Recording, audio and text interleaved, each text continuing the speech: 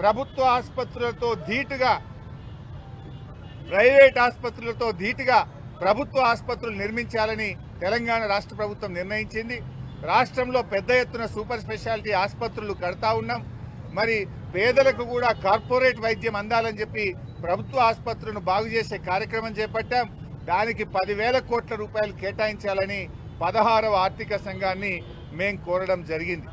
ముఖ్యంగా ఈరోజు దేశంలో అధికారంలో ఉన్న కేంద్ర ప్రభుత్వం ఆర్థిక సంఘం యొక్క రిపోర్ట్లను కూడా తొక్కిపెడతా ఉన్నారు.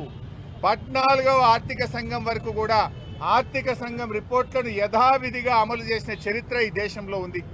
మొదటిసారిగా 15వ ఆర్థిక సంఘం నివేదికను కేంద్ర ప్రభుత్వం పిక్ అండ్ చూజ్ లాగా ఇష్టమున్నవి చేసిండ్రు, ఇష్టం లేని చేయలేదు.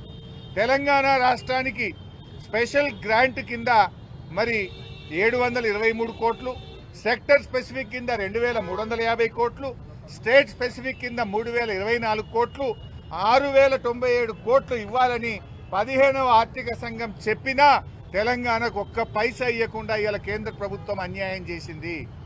ఆర్థిక సంఘం యొక్క నివేదికను అమలు చేయకపోవడం అంటే ఇది రాజ్యాంగ ఉల్లంఘన, ఇది కాన్స్టిట్యూషనల్ బ్రీచ్ అనే విషయాన్ని కూడా 16వ ఆర్థిక సంఘం దృష్టికి తీసుకుపోయాం. తెలంగాణ పట్ల ఈరోజు కేంద్ర ప్రభుత్వం మరి ప్రదర్శిస్తున్న కక్షపూరిత వైఖరిని, తెలంగాణకు చేస్తున్న అన్యాయాన్ని 16వ ఆర్థిక సంఘం దృష్టికి తీసుకుపోయే ప్రయత్నం కూడా చేశాం. అదేవిధంగా వరద విపత్తుల సహాయ నిధిని ఇప్పుడు 75-25గా ఉంది. కేంద్రం 75, రాష్ట్రం 25గా ఉంది. దాన్ని గతంలో ఉన్న విధంగా 90-10కు మార్చాలని చెప్పి కూడా బీఆర్ఎస్ పార్టీ తరఫున ఆర్థిక సంఘంను మేము కోరడం జరిగింది.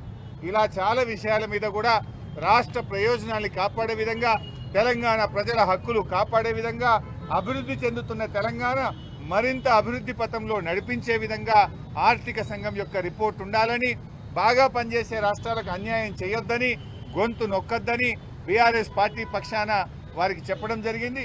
వ్రాతపూర్వకంగా కూడా మా మెమోరాండం కూడా ఇచ్చాం.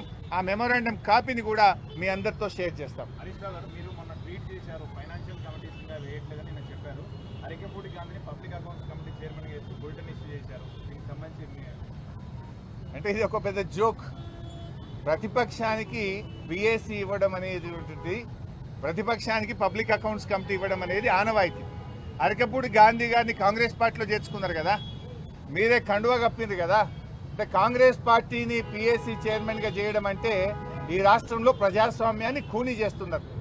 ఇలా రాహుల్ గాంధీ గారు చేతిలో రాజ్యాంగాన్ని పట్టుకొని నీతి వ్యాఖ్యలు చెప్తున్నావు కదా, నీ నీతి వ్యాఖ్యలన్నీ డొల్ల. రాహుల్ గాంధీ మాటలన్నీ నీటి మూటలు.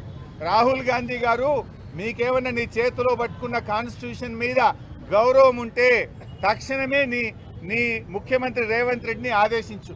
కేంద్రంలో ఇదే పిఏసీ ఎవరు తీసుకున్నారు? కేసీ వేణుగోపాల్. కాంగ్రెస్ పార్టీ రాష్ట్రాల ఇన్ఛార్జ్ ఎవరైతే ఉన్నారో కేసీ వేణుగోపాల్ పిఏసీ అధ్యక్షుడు ఉన్నారు. మీరు ఎవరికి ఇచ్చిండ్రు?